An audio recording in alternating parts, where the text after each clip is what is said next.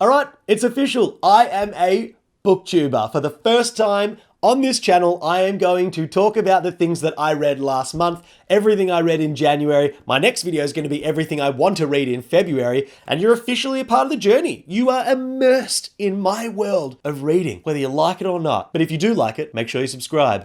I'm only messing around with you guys, but I am going to go over my January reads, and let me tell you, full warning, full disclosure, this was a good month of reading. I had an absolute ball. I read quite a few books. How many books did I read? I read 5 books this month. Got a couple of 5 stars in there, a 4-star, a 3-star. I had a real blast. So let's get stuck into it. So to start off my year in absolute glory, The Lies of Locke Lamora. Now, this is a book that I had high expectations for. I've seen it all across BookTube.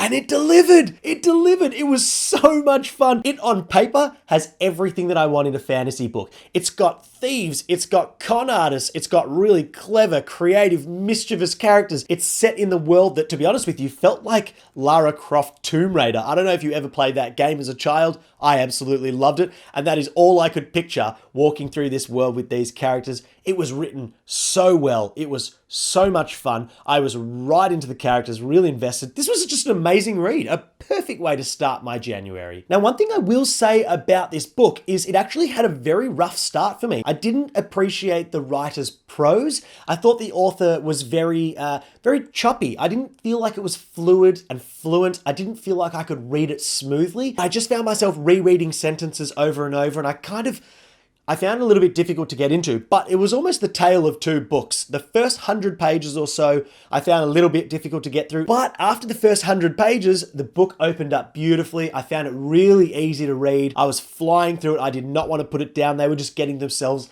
into the most entertaining and difficult to get out of positions, and the more they dug their own holes, the more I loved seeing them get out of it. This was a super fun book, and I won't tell you too much more because I will do a full review on this book at some stage, but just know 5 stars, absolute beauty. All right, next up we've got The Poppy War.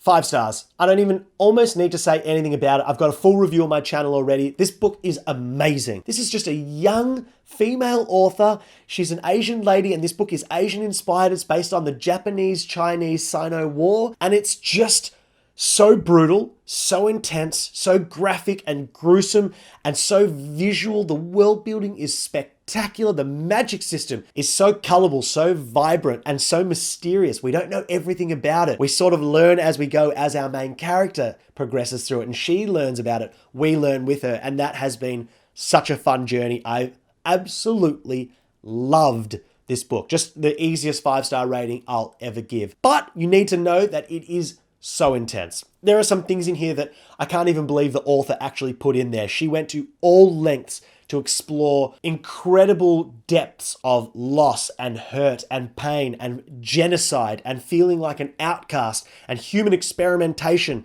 and just brutal murder and mutilation and just wow, like the list seriously goes on. This book was heavy. So if you can handle that stuff, this book is incredible. If you can't, please don't read it because it will absolutely rip your heart out of your chest. All right, next up, I actually made a pretty gutsy decision for me, and I decided to read The Dresden Files. So I read book 1 and 2, and I really enjoyed them. So I'll get into that in a minute. But for me, it was a big decision because I'm always intimidated by these giant epics, and I know that this has 15 books in it, and that sounds really intimidating, but they're only 300, 400 pages each. Everything that I've heard so far is that you can absolutely fly through them. Some people say they read 3 or 4 in a week, and I totally get that. These are really fun, really fast moving. In fact, they never stop moving. They're very magical. Magic almost runs the story from what I've seen so far, and I really like that. The potential is limitless. I can see that it's set in the real world in Chicago, but there's also a magical world called the Never Never, and there's a slight connection between the two, and I can see that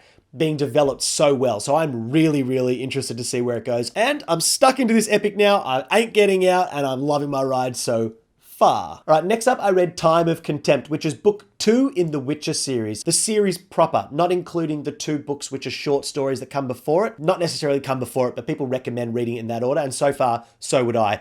Got me to know the characters really well, got me really immersed in the world, and then trickling into the actual story has been a really nice progression. I'm loving it so far. So I actually read Blood of Elves, which is the first book in the series, right at the end of the year. Probably even trickled into the start of January this year, but I won't count it.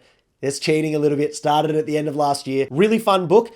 Book 2 took it to another level. It escalated. I think that the main characters are just so engaging. I cannot wait to find out more about how they all interconnect, how they all came to know each other, where their paths are leading. But we don't always follow our main characters. There's really 4 that we love. There's Yennefer, there's Ciri, there's Dandelion, and then the main character is Geralt.